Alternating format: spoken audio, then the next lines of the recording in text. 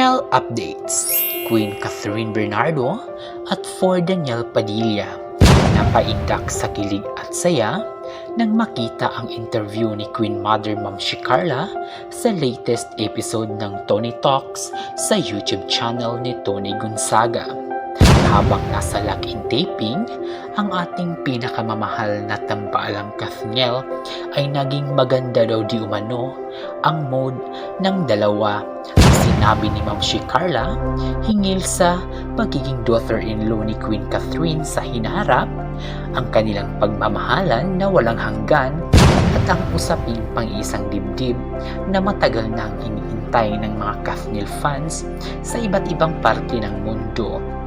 Ayon sa sagot ni Ma'am Carla sa tanong ni Tony Gonzaga na ang maganda kasi sa Kathniel na sina Queen Catherine at For Daniel Padilla ay nagmamature sila sa loob ng relationship.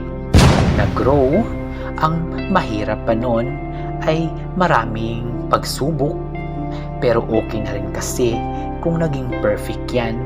Kung may dumating na hindi maganda, baka hindi ma-handle. Kaya nga Kathniel fans, agree ba kayo sa mga sinasabi ni Ma'am Carla? Siyempre naman, super agree tayo dahil alam naman natin na ang pagmamahala ni For Daniel Padilla at Queen Catherine ay nakasilyado na ang pag-a-approve ng kanilang mga magulang. Dagdag pa ni Ma'am Carla na napakaswerte ng anak niya dahil si Queen Catherine ang nagbigay daan para sa magandang karera ni For Daniel Padilla. Well, mga Kathniel, hindi man sa nagmamadali, pero kasal na lang talaga ang kulang nila ni Queen Catherine at For Daniel Padilla. Nasabi nga noon ni Daniel Padilla na gusto niya at pangarap nilang dalawa ang beach wedding. Talagang nakakakilig ang ating pinakamamahal na tambalang Kathniel dahil alam naman natin na mangyayari talaga ang mga plano nilang dalawa para sa kinabukasan nila.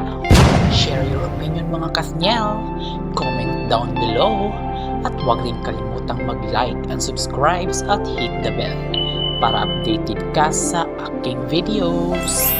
Hanggang sa muli, maraming salamat.